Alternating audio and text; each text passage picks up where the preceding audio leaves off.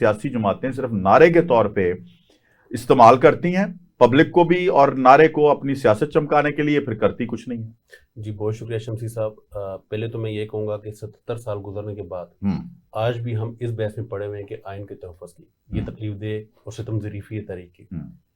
آپ دیکھ لیں کہ سب سے زیادہ پہلے یہ چیز دیکھ لیں کہ جو آئین کے تحفظ کی جو ابھی ریسنٹلی ہمارے محمود خان چغزئی صاحب آئے ایک قافلہ لے کر زمان پارک میں آئے، تو ان کے رستے میں جو روڈیں اٹکائے گئے، تو ان کی یہ جو ہماری پی ٹی آئی کے بھائی بیٹھے ہوئے ان کی گورنمنٹ میں یہی چلتا رہا ہے، یہ پریکٹس سے سیٹ ہوئی ہے کہ جب بھی کوئی بندہ پیسفل پروٹیسٹ کے لیے نکلا اس کو فورسفلی چیزوں کو ہم نے روکا، کوئی مذہبی جماعت کی شکل میں ہوا یا کسی بھی حوالے سے ہوا، تو ہم یہ تاریخ ہماری یہی چلتی رہی ہے۔ آپ یہ دیکھ لیں کہ اچھا جب نہیں روکا مالک صاحب ذرا یہ بھی بتائیں، جب نہیں روکا تو لوگ پی ٹی وی پہ قبضہ کر گئے، جب نہیں روکا تو سپریم کورٹ کے سامنے شلواریں لٹکائی گئیں، جب نہیں روکا ہمارے ریڈ زون میں جا کے قبریں کھودی گئیں، تو پھر مجھے بتائیں کہ روکیں کیوں نہ روکیں؟ اور دودھ کا جلا چھانچ بھی پھونک پھونک کر پیتا ہے۔ 9 مئی ہو گیا یہاں پہ شمسی صاحب، ہم ایک دوسرے پہ انگلی اٹھاتے اٹھاتے مطلب کوئی پارٹی بھی دودھ کی دوری نہیں، اپنی بات میں ایگری کرتا ہوں۔ آپ نے ایک بات کی کہ صحت کا بھی قانون ہے، ایجوکیشن کا بھی، ہر چیز کا قانون ہے، امپلیمنٹیشن نہیں ہے۔ آئین میں ہر چیز ہماری موجود ہے، 2% کنوکشن ہے، 98% جو ہے امپلیمنٹیشن ہی نہیں ہے۔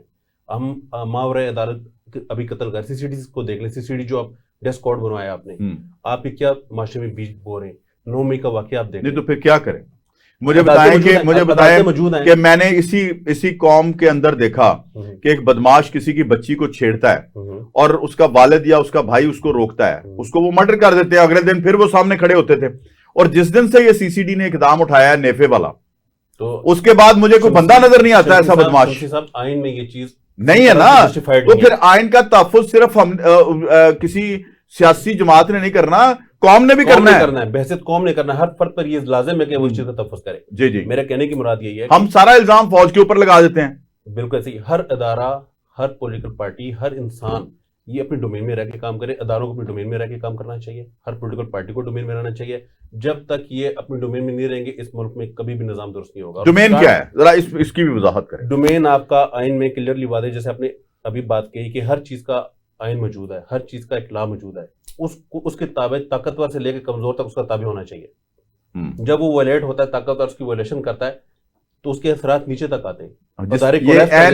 اسی طرح یہ ہم ذرا اس طرف چلے جائیں، این اسی طرح کہ اگر میرے اور آپ کے درمیان کوئی معاہدہ ہوتا ہے، ٹھیک ہے، جو کہ ہم اسٹامپ پیپر پہ کرتے ہیں یا کاغذ پہ اس کے گواہان ہوتے ہیں، ٹھیک ہے، جو وائلیشن کرتا ہے وہ قانون کا مجرم ہے۔ اسی طرح تو مجھے بتائیں یہاں تو آئے روز وائلیشن ہو رہی ہے۔ 9 مئی کا واقعہ وائلیشن ہے، ہم نے دیکھا اپنا ثاقب نثار کی وائلیشن دیکھیں، وہ ایک شخص کو جو صرف ٹائٹل جناب رسول خدا صلی اللہ علیہ وسلم کے لیے ہے دنیا میں صادق اور امین کا، وہ ایک شخص کو ٹائٹل دیتا ہے اور وہ دندناتا پھر رہا ہے، اس سے کوئی پوچھنے والا نہیں ہے۔ اور بیٹے سے تنخواہ نہ لینے پہ ایک شخص کو نااہل کر دیا جاتا ہے، تو چلتے ہوئے پاکستان کو روکا جاتا ہے، ان بدماشوں کو کوئی پوچھنے والا نہیں ہے۔ تو یہ کون سا آئین؟ مجھے ذرا تھوڑا، میں چاہتا ہوں کہ مجھے آج آپ سمجھا دیں بس، شمسی صاحب، ورنہ پھر ذکی صاحب سمجھا دیں۔ آئین وائلیٹ کرنے والے وہ طاقتور لوگ ہیں، وہ طاقتور ادارے ہیں جن کی وجہ سے آج پورا ملک سٹیک پہ لگا پڑا ہے۔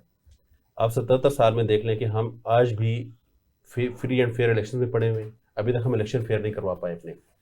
کوئی ادارہ، کسی ادارے میں جو ہے آپ چلے جائیں، عوام رول رہی ہے، کسی کو کہیں سے انصاف مل ہی نہیں رہا۔ آپ یہ ابھی ہمارے اڈیالہ کی مثال چیک کر لیں کہ سٹنگ CM جاتا ہے وہاں پر ملاقات کے لیے عدالتی آرڈرز لے کر، اور وہ بے بس کھڑا ہوا ہے وہاں پر، اس کو اجازت نہیں مل رہی اس کی۔